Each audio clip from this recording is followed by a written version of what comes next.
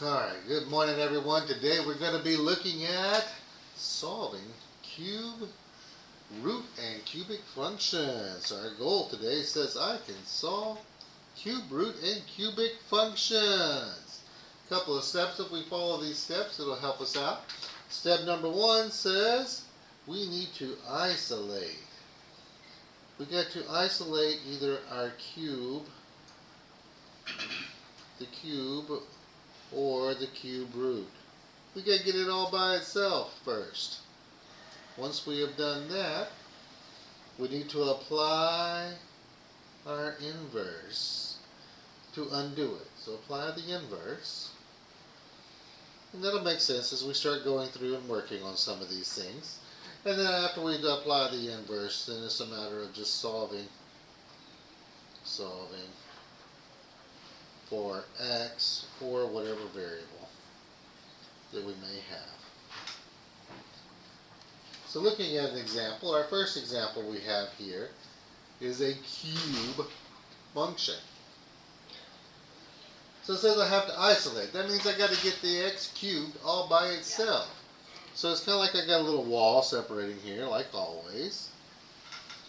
And whatever I do to one side of the wall, I got to do the same thing to the other. So to get rid of the 162 will be my first step. So I'm going to take and add 162 to this side, which means I have to also add it here. So I have negative 6x cubed is now equal to 162. I still do not have the x cubed isolated. I got to get rid of that negative 6 in front of it. So I'm going to divide by negative 6. And what you do to one side, you got to do the same thing to the other. So I now have x cubed is equal to negative 27. Beautiful. I got to apply the inverse. To apply the inverse, that means I'm going to take the cube root of this side. But if I do it to the left side, we got to do the same thing to the right side. And I find out that x is going to be equal to negative 3. Solving a cube function.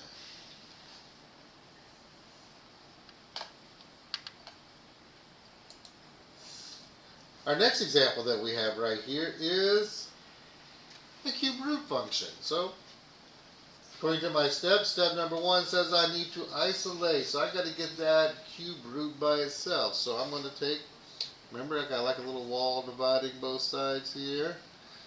And so I'm going to add 2, how do you do?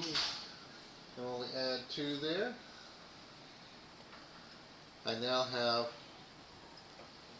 the cube root of x minus 1 is equal to 2. Awesome, it's been isolated. I got to get rid of that cube root. So to undo the cube root, I'm going to apply the inverse, which would be the cube this side. And if I cube that side, I've got to cube this side as well, because what you do to the left, you got to do to the right. And in doing so, I now have x minus 1 is equal to 8. And now that I have 8 right there,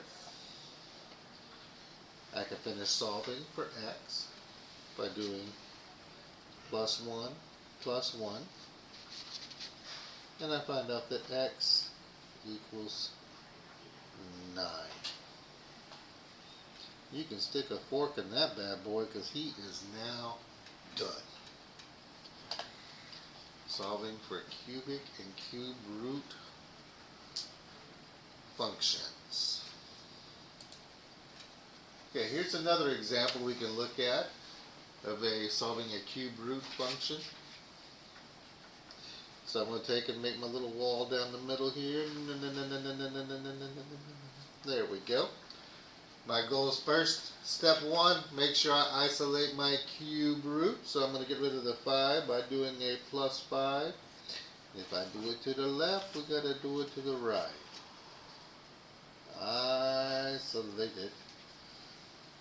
So I now have the cube root of x plus 10 is equal to -3. I now have it isolated, so I have to undo the cube root. So to undo the cube root, we're going to do the inverse of it. We're going to take and cube the left side, because a cube is the inverse of a cube root, which if I do it to the left, we just to do it to the right.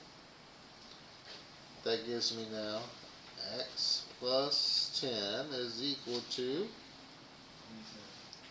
-27.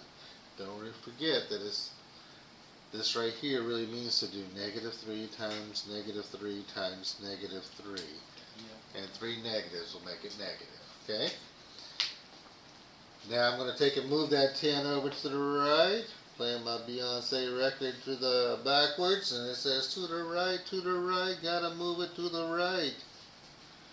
And now we have x is equal to -37. Solving cubic and cube root functions. Isolate your cube root or your cube, apply the inverse, continue to solve as needed. Hope we enjoy working through these things, and don't forget to subscribe and like down below, and have a wonderful day.